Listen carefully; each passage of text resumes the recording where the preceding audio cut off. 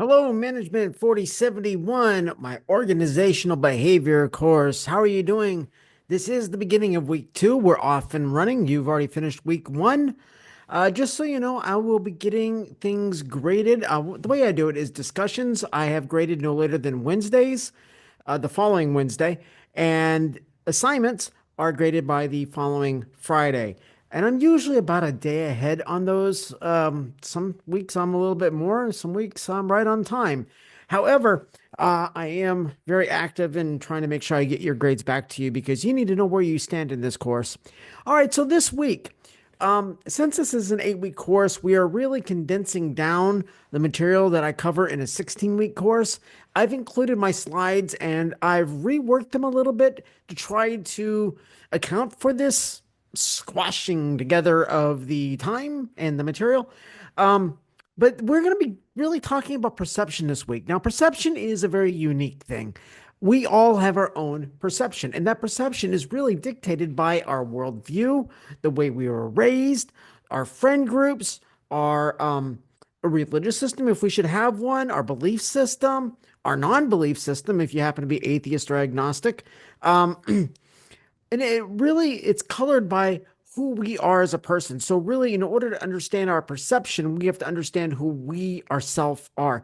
Now, it is very essential for leaders to know who they are. So I recommend people going into leadership or who are already in leadership to conduct a regular self-assessment. You could use things like the Myers-Briggs personality type indicator. That's actually very good. Now, there is no such thing as a perfect assessment out there because everything you're doing is subjective. It's not objective, meaning you can't put it to an empirical number. You can't say, I rate 5.4 on this right here. No, you're saying, I feel like when this happens, this is the way I am. And so it's very subjective. And that means that if you're having a good day versus a bad day, well, that can really affect your assessment. So I don't recommend leaders to do one assessment. I recommend do them regularly. I try to do them at least once a year. As far as for formal assessments, informal assessments, I do on a much more regular basis. I'd like to know who I am at that point in time because who I am right now is different than who I was 10 years ago or even 2 months ago. So I really need to know who am I as a person and as a leader so that I understand when I'm perceiving what's occurring on my team or in my organization or with my peers, why I might have a certain bias. Yes, bias. Cognitive biases, there are a gazillion of them. And they're fascinating to dive into, but that's not the only thing that can affect our perception. Logical fallacies also can. So I recommend do a little Google search. Google around, look at logical fallacies, look up cognitive biases, and familiarize yourself with the basics. Okay, you don't need to go into great detail. Just it's good to have a basic understanding of those. Okay, you're going to be learning about stereotypes. Now, a lot of stereotypes are grounded in some form of historical point in time or some sort of fact. But that fact does not mean it's a fact for everybody. It might be a fact for only the individuals from that people group that I've interacted with. That fact has been true, but that doesn't mean it's true for the entire people group. So I can't build a stereotype and say a stereotype is true because every person I've encountered from Columbus, Ohio has done X, Y, and Z. No, I've only met 3 people from Columbus, Ohio, figuratively speaking. So why would I say that everybody from Columbus acts that way? I can say everybody that I've met from Columbus has acted this way, but I think not everybody's like that. So stereotypes actually are very detrimental because it forces us to place everybody in that people group under the limitations of what we've seen, what we've experienced, or history.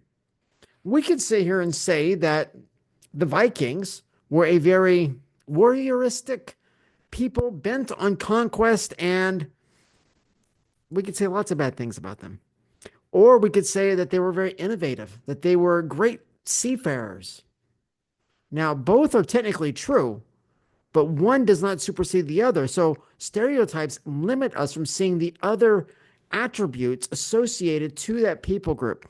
They also limit us from seeing the the more nuanced attributes pertaining to the individual from that people group. So you're going to be learning about stereotypes and about the dangers that stereotypes actually carry with them.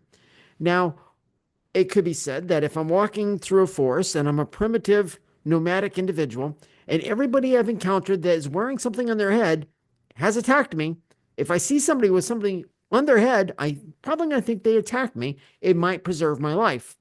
Now that builds into a confirmation bias. Now, because it's been confirmed multiple times in my experience, every time I see a person with a hat, I mistrust them.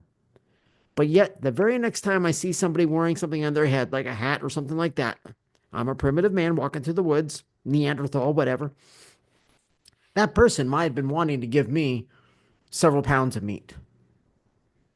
Now, I just turned away from a potentially positive experience because of that stereotype.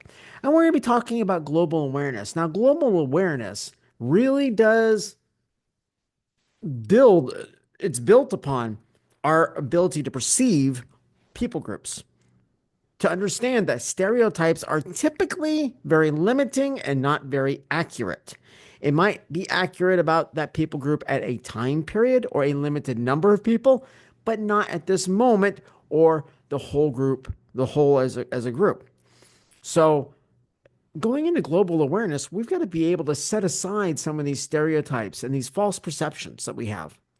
And I just want to interject here, too, that Peter Singhi from MIT, a really knowledgeable and wonderful individual, he talks about systems thinking. And systems thinking and systems theory are some really specialties of mine. And it pertains to this right here.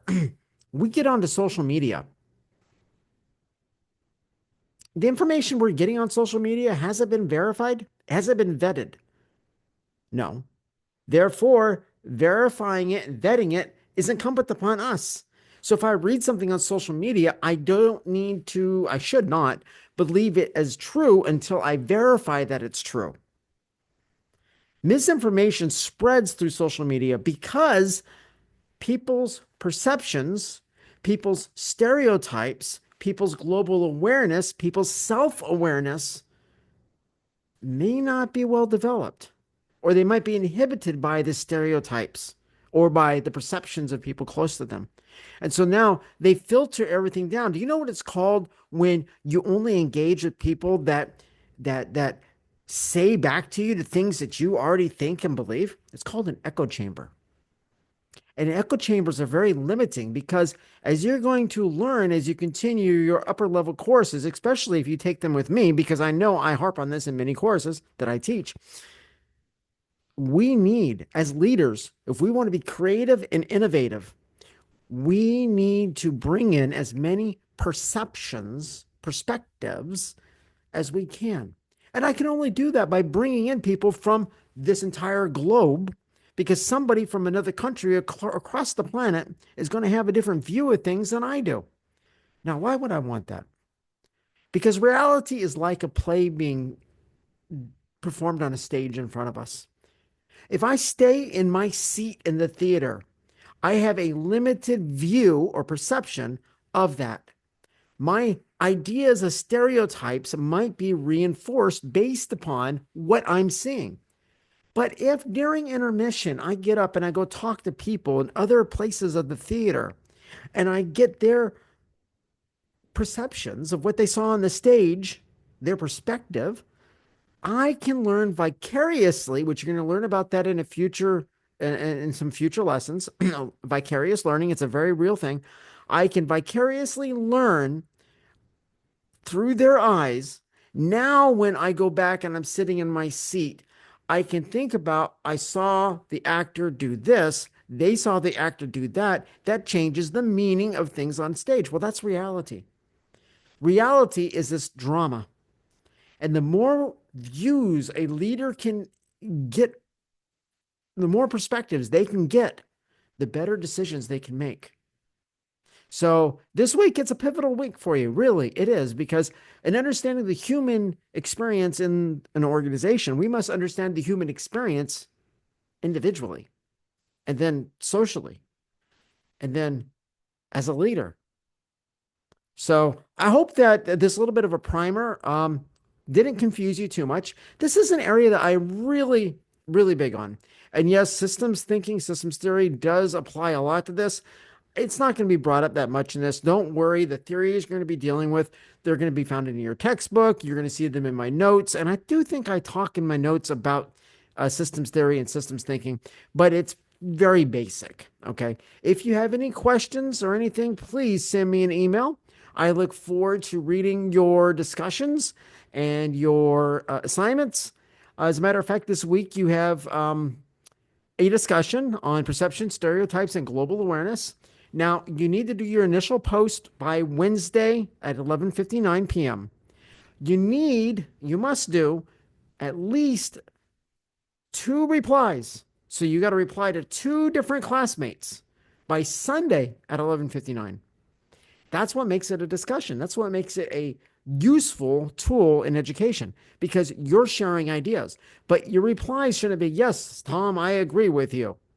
No, you can say, I agree with you on this, this, and this, but have you considered this perspective? Have you considered this resource? And if you're offering sources or resources or additional information, provide the reference. Use APA 7 for references and citations in your initial discussion post and in your replies if you're offering viewpoints from other sources or if you're offering information from other sources. So we want to make sure that we keep our colleagues well informed. When I deal with my colleagues, now that I have my PhD and I'm a professor and everything, I include sources. I include references. I include citations because I want my colleagues to know where I got this information so they can find it, read it, and maybe they can tell me if they understood it the same way I did. So it's very important. So you have one discussion this week with two replies. That's going to be every week. You have two assignments. One is applying reinforcement strategies for effective employee training, and the other one is on behavioral self-management. Those are due Sunday by 11:59. If you have any questions, comments, or concerns, please feel free to email me. Thank you very much, and welcome to week 2. Did I have caffeine? Because I feel like I'm hyper.